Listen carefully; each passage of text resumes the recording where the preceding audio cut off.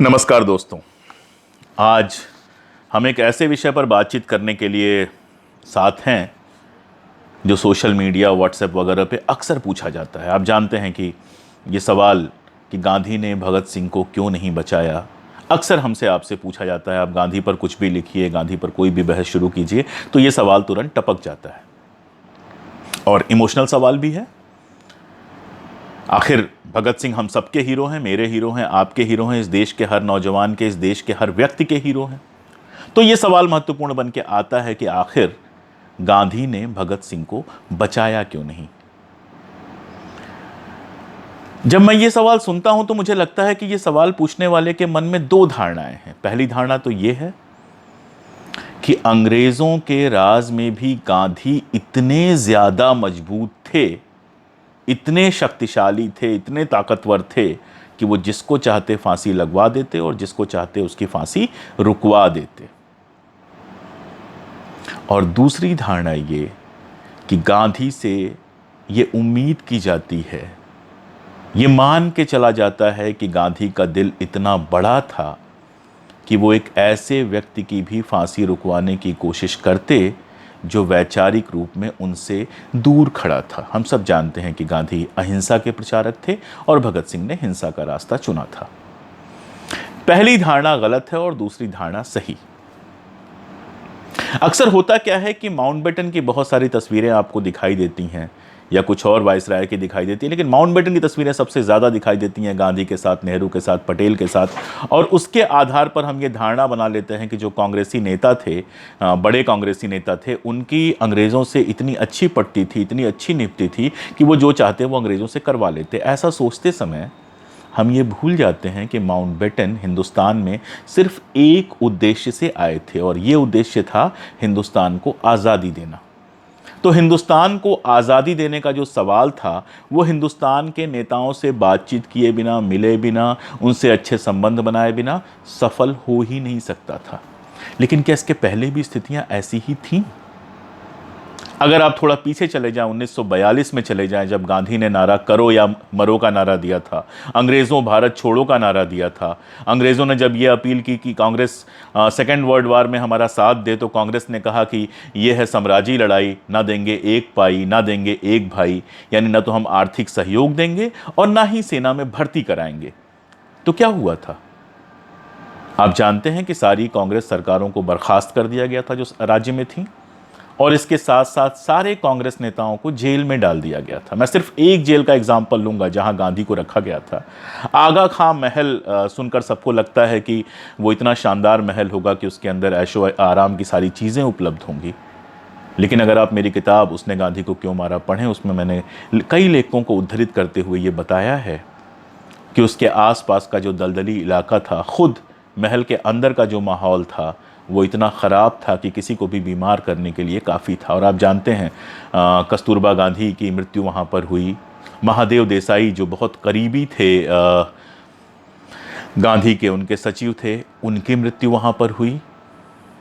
और गांधी खुद जब वहाँ से निकले तो बुरी तरह से बीमार हो गए थे। यही नहीं, आप जानते हैं कि वहाँ पर गांधी जो चिट्ठियाँ लिखते थे, वो चिट्ठियां भी कई बार उन लोगों तक नहीं पहुंची। अंग्रेजों ने सेंसर कर दिया उन चिट्ठियों को और वहां तक नहीं पहुंचने दिया जहां गांधी पहुंचाना चाहते थे। इसके साथ एक आध चीजें और जोड़ूं तो शायद ये बात मेरी और समझ में आएगी आप लोगों के। लॉर्ड इरविन के साथ जो उनकी बातचीत थी, जो गांधी इरविन पैक्ट हुआ, उसको लेके ही सारी बातें होती हैं। गांधी इरविन पैक्ट में एक शर्त गांधी जी ने यह रखी थी कि नमक आंदोलन के दौरान, नमक सत्याग्रह के दौरान जो भयानक अत्याचार कांग्रेसियों के ऊपर हुए हैं, कांग्रेस कार्यकर्ताओं के ऊपर हुए हैं, उनके लिए जिम्मेदार जो पुलिस अफसर हैं उनको सजा दी जाए। जानते हैं क्या हुआ? इसके बाद जो मुंबई अब कहते हैं, तब बंबई थी, बंबई के जो गवर्नर थे फ्रेडरिक साइक्स, उन्होंने सीधे पत्र लिखा इरविन को कि अगर मेरे पुलिसकर्मियों को कोई भी सजा दी जाती है, अगर ऐसी कोई भी कमीशन, ऐसा कोई भी आयोग उनकी जांच के लिए बिठाया जाता है, तो मैं और बंबई के आसपास के सारे बड़े पुलिस ऑफिसर इस्तीफा दे देंगे।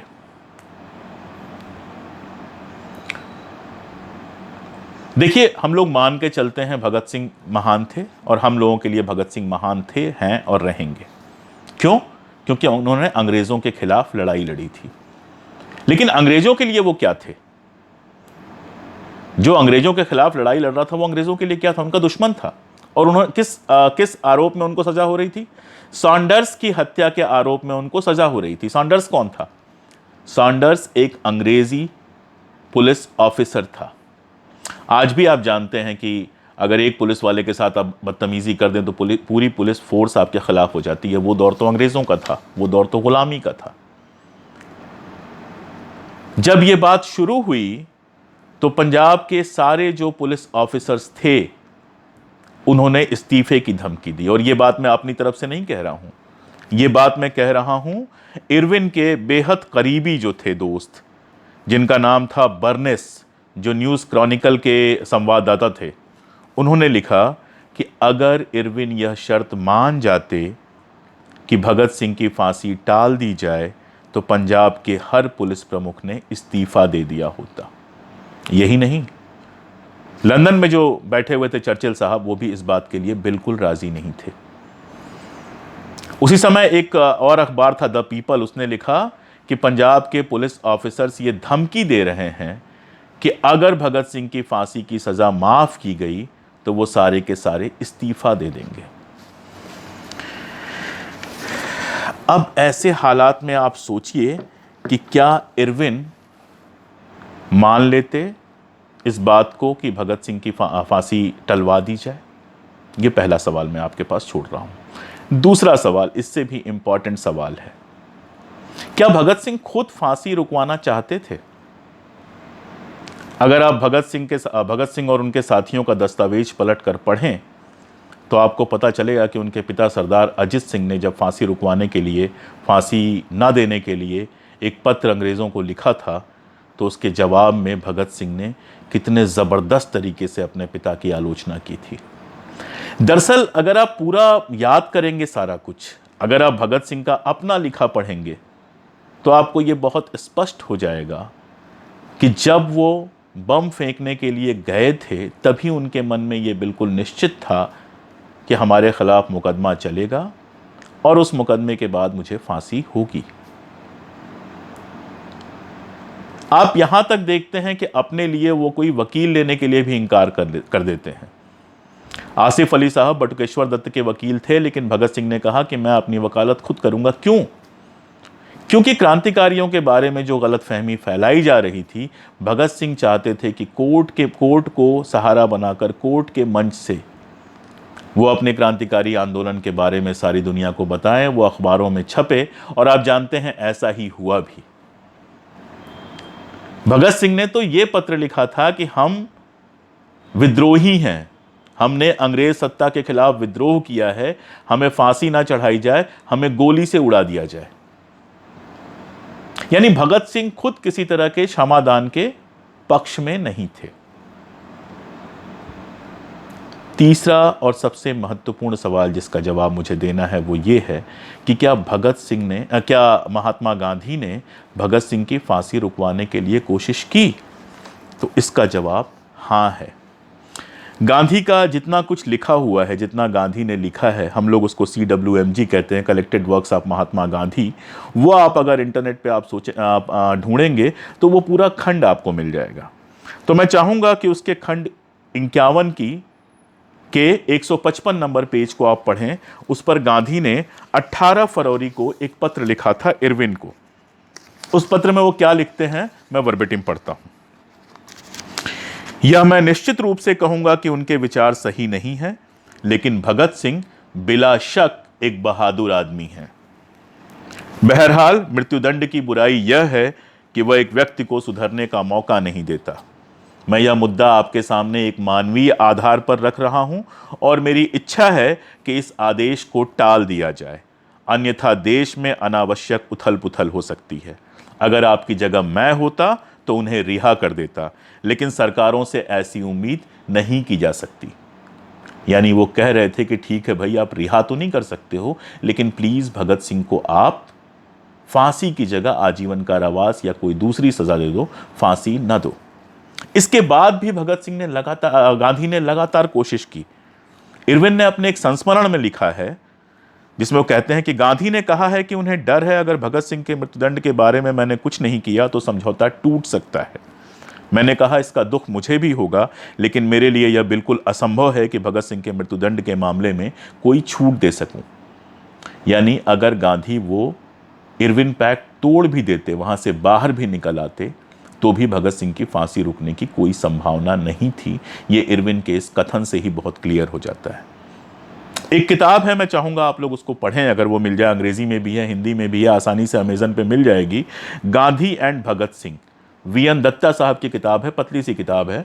आप लोग अगर वो किताब चाहें तो अमेजन से मिल जाएगी। उसमें इसके अलावा भी बहुत सारे फैक्ट्स मिल जाएंगे। मैं एक आखिरी चीज बताकर आज का वीडियो खत्म करूंगा। 23 मार्च को जिस दिन भगत सिंह को फांसी हुई, हम सब जानते हैं कि एकदम से अचानक अर्ली मॉर्निंग में फांसी उनको दे दी गई। उस दिन गांधी को तो पता नहीं था अभी कि फांसी हो चुकी है। तो गांधी जब कराची सम्मेलन में भाग लेने जा रहे थे तो वहां उसके पहले उन्होंने एक पत्र लिखा। उस पत्र की कुछ पंक्तियां मैं पढ़ूंगा, उससे आप समझ जाएंगे कि गांधी ने किस हद तक कोशिश की, किस हद तक प्रार्थना की कि फांसी की सजा मुलतवी की जा सके, उसकी जगह आजीवन कारावास या कोई और सजा हो। गांधी लिखते हैं, और ये अगर आप पढ़ना चाहें तो ये आपको उसी CWMG जो वो कह रहा था, उसी 51वें खंड में ये भी आपको मिल जाएगा।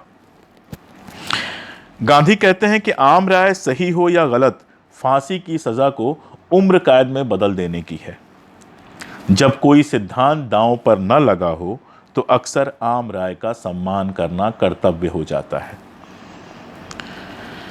वर्तमान मामले में अगर फांसी की सजा बदली गई तो उम्मीद यही है कि शांति स्थापित होगी। अगर फांसी हुई तो निश्चित रूप से शांति खतरे में पड़ेगी।